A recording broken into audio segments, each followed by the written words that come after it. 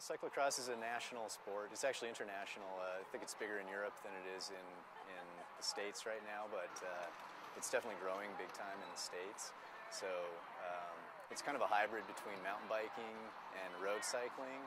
It's sort of, when the seasons change and it gets cold out and the single track gets wet, everyone just kind of converges on the lawn and tears it up.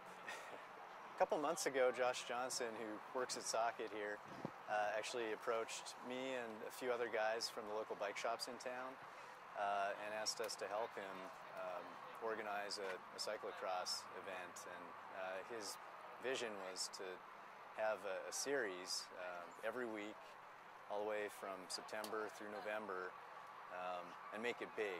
Basically, I've raced cyclocross a long time, and I wanted to start a training series here in town. We kind of had an unofficial one for a few years, and I wanted to do something more official this year.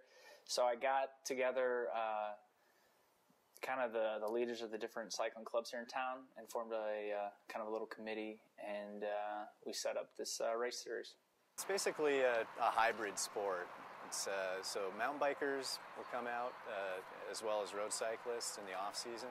So you really have to have a balanced skill set to do well in cyclocross. And I mean, there's also getting on and off the bike because they throw in barriers like hurdles or sand pits and other obstacles that you might need to get around. So it's challenging. There are a lot of guys who are just into riding, and they don't necessarily do a whole lot of racing. It's kind of one of the goals with the program or with doing the series was to, regardless if you were really serious about racing or not, you would go out and get the chance to try it out without having to, drive to St. Louis or Kansas City or elsewhere to go race.